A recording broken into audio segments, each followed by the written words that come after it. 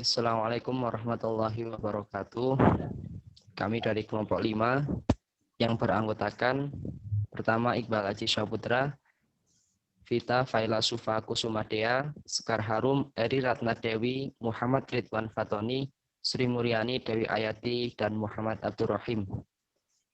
Sebagai pemenuhan tugas mata kuliah ekonomi kelembagaan, izinkan kami memaparkan hasil diskusi berdasarkan studi kasus mengenai rancang bangun model kelembagaan agribisnis padi organik dalam mendukung ketahanan pangan. Langsung saja untuk saudara Vita Faila Sufa, waktu dan tempat Saya akan menyampaikan pendapat saya mengenai artikel yang berjudul Rancang Bangun Model Kelembagaan Agribisnis Padi Organik dalam Mendukung Ketahanan Pangan. Yang pertama, artikel ini bagi saya artikel ini telah ditulis dengan jelas dan tujuannya juga telah ditulis dengan jelas, yaitu untuk merancang bangun model kelembagaan agribisnis padi organik yang bisa diterapkan dan diterapkan dalam pengembangan agribisnis padi organik. Nah, tapi dalam metode pengumpulan datanya yang dilakukan melalui observasi, survei, dan interview serta fokus di grup diskusi ini tidak disebutkan berapa banyak responden yang ikut serta dalam penelitian ini. Dan hasil penelitian ini yang saya garis bawahi yaitu rancang bangun model kelembagaan padi organik dalam mendukung ketahanan pangan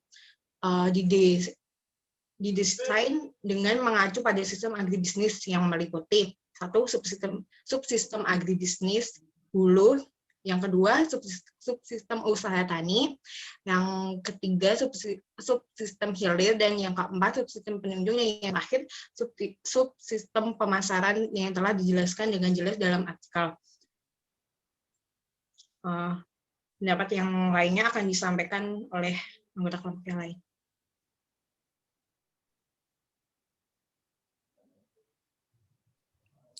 Pendapat berikutnya akan disampaikan oleh saya, Sekar Harum.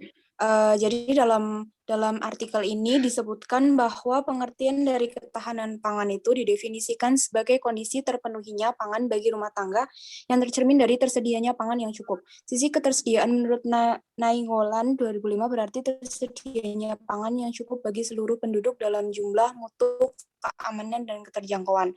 Nah, saya sendiri di sini ingin berfokus pada mutu pangan yang disebut berbicara tentang padi organik. Tentunya bahan pangan yang satu ini memenuhi syarat mutu yang baik. Mengapa? Karena padi organik dikelola dengan mengganti pupuk pestisida ke pupuk organik secara total. Karena hal itu ditemukan masalah utama yaitu kurangnya modal. Karena dengan organik maka tentunya dibutuhkan modal yang lebih banyak. Lalu bagaimana dengan pemasarannya? Kelembagaan pada sistem pemasaran bertujuan untuk memastikan produk dapat diterima konsumen dengan harga yang kompetitif. Artinya dengan memproduksi padi ini, walaupun dengan modal yang lebih banyak, padi ini akan tetap dipasarkan dengan harga pasar paling kalau berbeda itu atau ribu, sehingga mau tidak mau hitungan yang didapat itu akan semakin sedikit. Bagaimana cara mengatasi hal tersebut?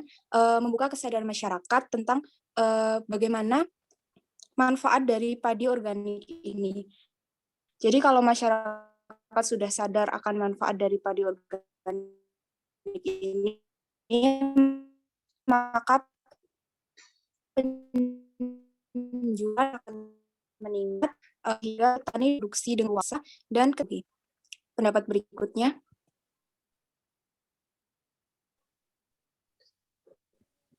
Ya, saya Eri Ratna Dewi. Saya akan meneruskan dari kelembagaan agribisnis pada padi organik yang diteliti pada Kabupaten Sragen tersebut sudah cukup baik dalam mengimplementasikan kelembagaannya, karena berdasarkan analisis data diketahui bahwa pada tiap kelembagaan tersebut terjalin suatu keterkaitan yang saling membutuhkan sehingga seharusnya agribisnis ini dapat berjalan dengan baik. Namun terdapat beberapa kekurangan, di antaranya agribisnis pada organik perlu kelembagaan yang lebih terpadu pada setiap subbabnya. Kemudian kebijakan pemerintah juga berperan penting dalam kemajuan agribisnis tersebut. Makanya kebijakan dari pemerintah perlu ditingkatkan lagi. Kemudian kelembagaan penunjang juga harus lebih diperhatikan lagi guna kemajuan dari padi organik ini. Selanjutnya akan disampaikan oleh Mbak Ayati.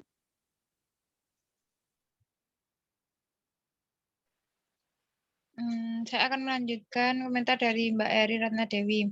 Menurut saya, rancangan bangunan modal kelembagaan padi organik dalam mendukung ketahanan pangan didesain dengan mengacu pada sistem agribisnis yang sudah tepat, yang di mana model kelembagaan agribisnis pada organik dirancang untuk memenuhi 4 dimensi seperti kondisi lingkungan eksternal, motivasi kelembagaan, kapasitas kelembagaan, dan kinerja kelembagaan. Namun pada pengembangan ini perlu adanya panduan dari semua subsistem agribisnis. Selanjutnya mungkin akan dilanjutkan oleh teman saya. Ya, saya akan melanjutkan dari Mbak Ayati. Mengambil dari kesimpulan yang ada bahwa berdasarkan hasil analisis disarankan bahwa pengembangan agribisnis pada organik diperlukan kelembagaan yang terpadu dari kelembagaan dalam semua subsistem agribisnis. Yang kedua, pemerintah memiliki peran besar dalam pengembangan agribisnis padi organik sehingga kebijakan yang mendukung terlaksananya program agribisnis padi organik penting untuk ditingkatkan dan diperhatikan implementasi. Yang ketiga, kelembagaan penunjang seperti Bapeluh, lembaga keuangan, dan lembaga sertifikasi sangat diperlukan sehingga apabila ada pengembangan padi organik, peran lembaga-lembaga tersebut harus diperhatikan. Berdasarkan hasil penelitian, menurut pendapat saya ada beberapa saran yang dapat diberikan bahwa kelembagaan pada agribisnis pada padi organik belum sepenuhnya dimanfaatkan sebagai pemberdayaan organisasi sehingga diperlukan kelembagaan yang terpadu guna menciptakan iklim organisasi yang sehat. Yang kedua, kemudian adanya peran pemerintah dalam pemasaran padi organik sangat membantu dikarenakan harga padi konvensional dan padi organik dirasakan tidak ada perbedaan. Yang ketiga, diperlukan revitalisasi kelembagaan yang bertujuan untuk memantapkan kelembagaan pada sistem agribisnis akibat dari masih lemahnya koordinasi, sinergi, dan efektivitas. Itu merupakan saran saya. Selanjutnya mungkin bisa dilanjutkan oleh Mas Rohim.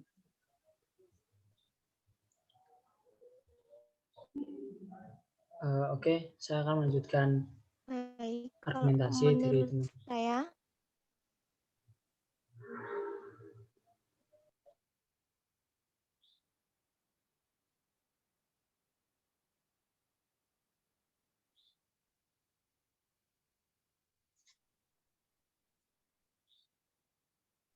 Ya, Mbak Sri Mulyani, silakan masuk.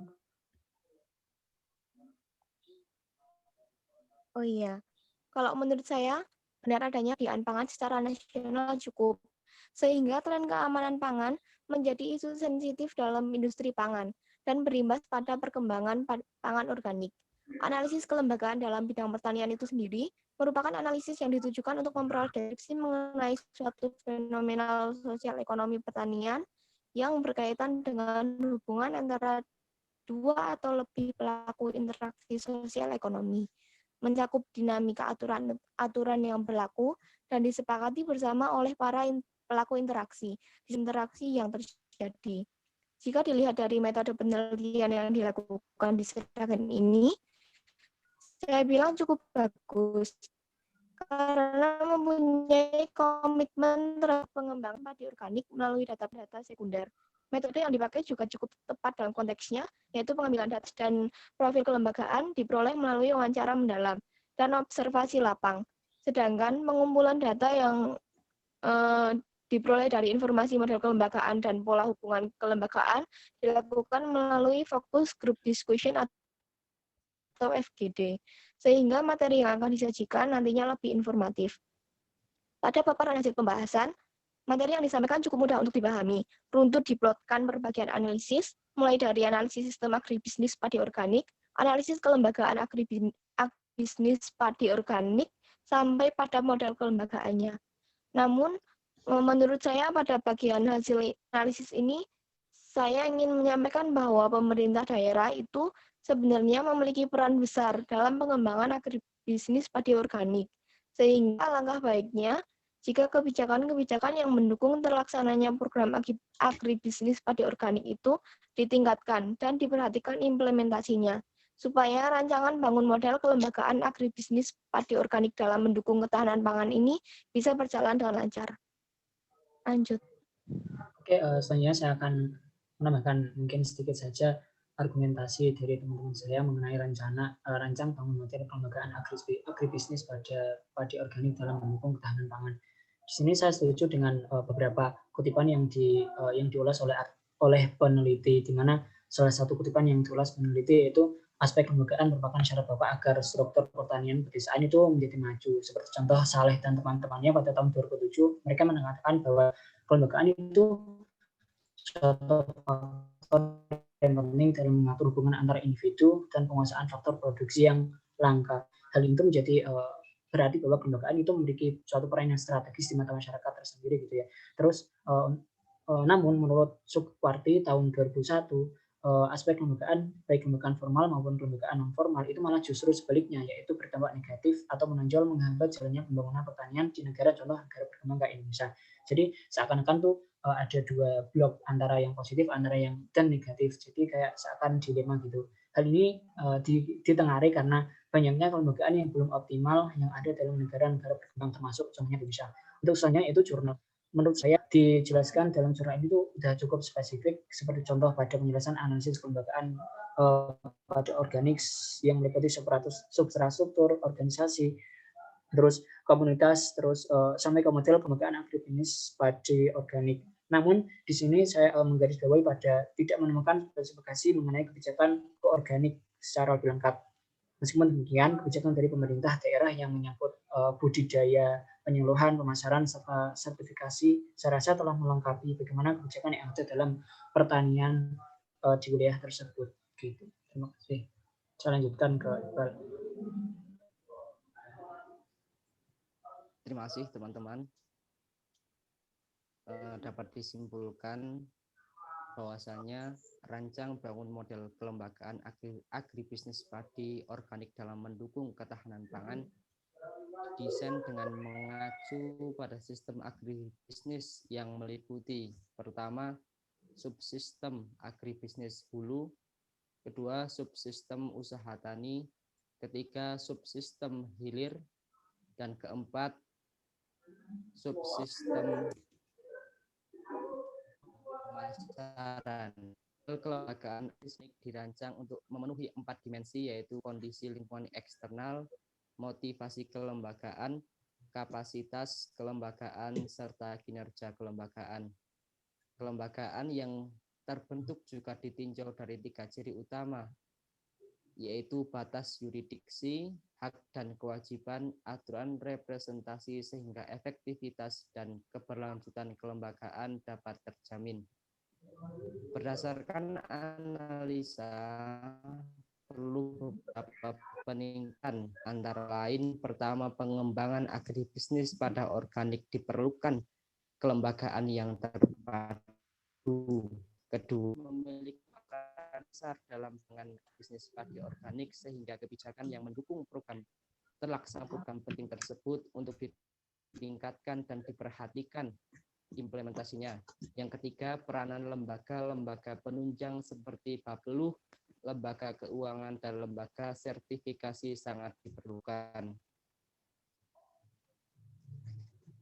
Sekian pemaparan dari kelompok kami. Terima kasih teman-teman atas partisipasi dan kerjasamanya. Banyak kekurangan, saya mohon maaf. Akhirul kalam. Wassalamualaikum warahmatullahi wabarakatuh. Waalaikumsalam warahmatullahi wabarakatuh.